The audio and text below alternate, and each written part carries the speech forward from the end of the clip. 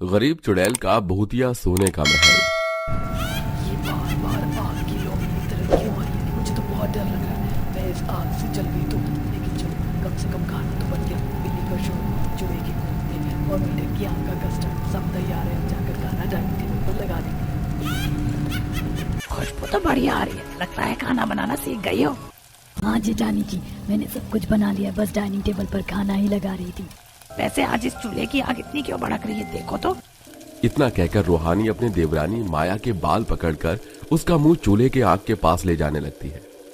छोड़ दीजिए जेठानी जी, मुझे छोड़ दीजिए, मैं जल जाऊंगी, मुझे आग से बहुत डर लगता है। कैसी चुड़ैल है रे तो जो आग से डरती है। तुझसे अच्छे तो इंसानी दुनिया के इंसान है, डरपोक चुड़ैल कहीं की।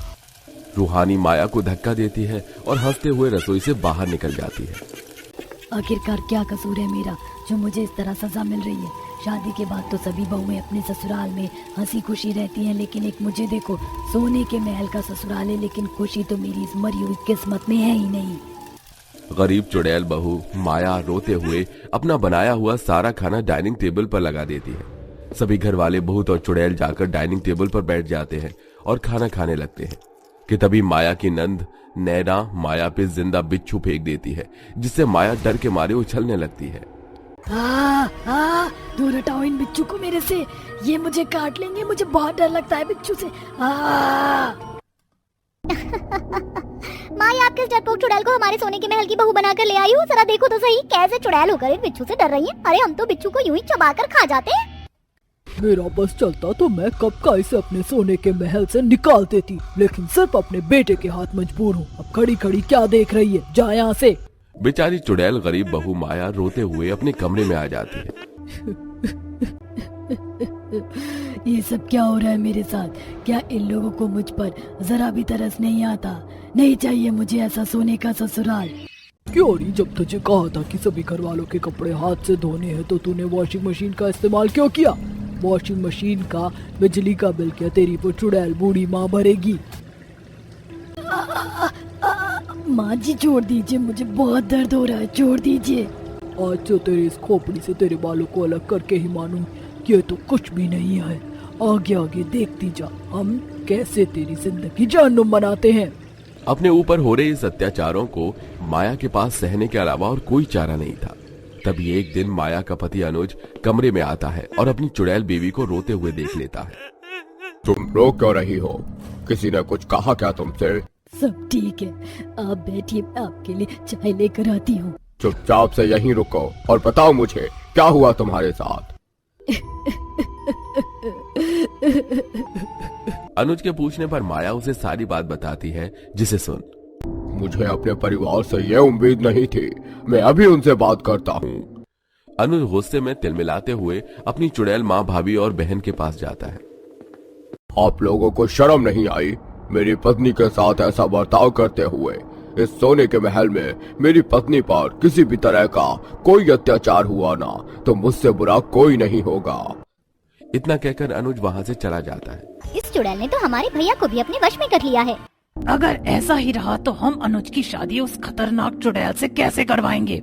तुम फिक्र मत करो, मैं भी कोई ऐसी वैसी चुड़ैल नहीं हूँ। 250 साल पुरानी चुड़ैल हूँ। मेरे सर पर ये सफेद बाल यूं ही नहीं आए हैं।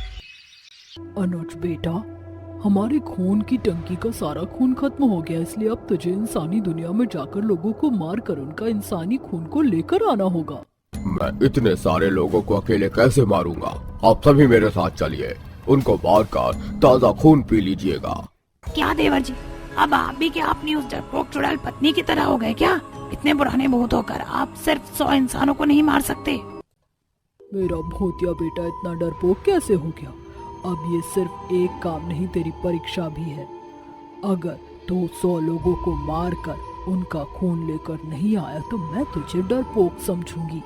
अपनी माँ की बात सुन अनुज इंसानी दुनिया में लोगों का खून लेने के लिए चला जाता है, जिसमें उसे काफी समय लगने वाला था, जिसका माया के सोने के महल वाले भूतिया ससुराल वाले भरपूर फायदा उठाते हैं।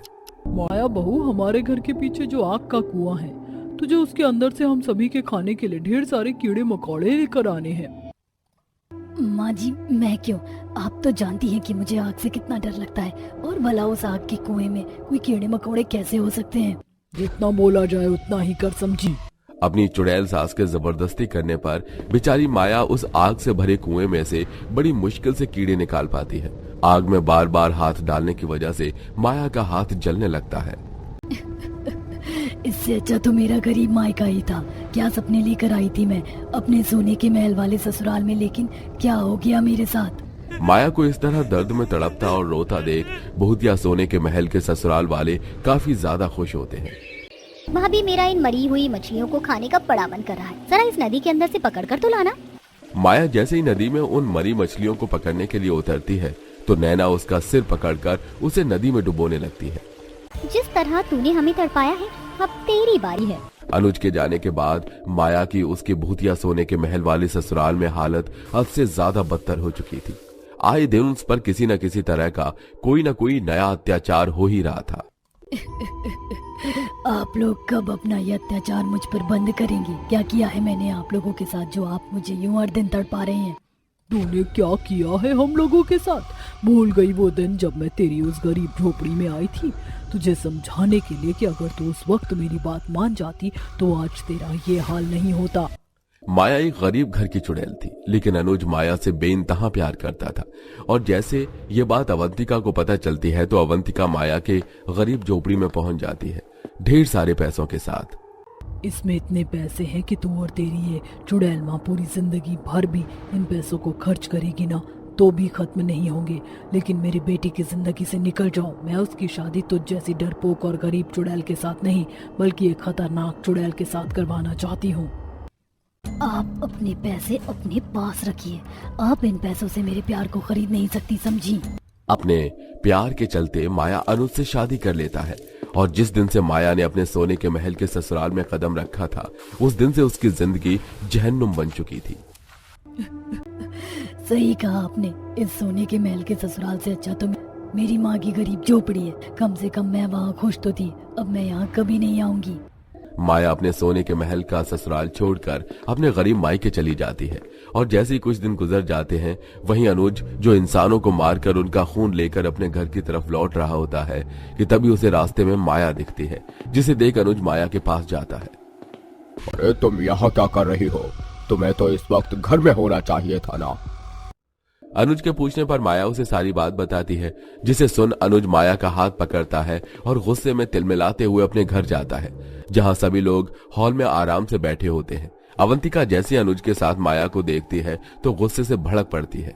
तूने तो कहा था कि तू इस घर में कभी कदम भी नहीं रखेगी और आ गई। अनुज बेटा, मैं अभी भी समझा रही हूँ, ये सिर्फ तेरे साथ इस सोने की महल की वजह से है। ये तुझसे कोई प्यार व्यार नहीं करती। बस करिए माँ, बहुत हुआ। अब मैं माया के खिलाफ एक शब्द नहीं सुनूंगा। माया जैसी है मुझे वैसे ही पसंद है और अब आप लोगों को फिक्र करने की कोई जरूरत नहीं है।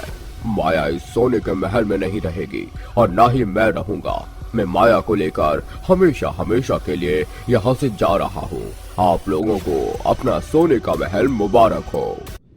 अनुज माया के साथ हमेशा हमेशा के लिए अपना सोने का महल छोड़कर वहां से चला जाता है। सभी घर वाले अनुज को काफी रोकते हैं लेकिन अनुज नहीं रुकता और अब अनुज अपनी चुड़ैल पत्नी माया के साथ सभी लोगों से अलग रहकर एक हंसी खुशी जिंदगी जीता है।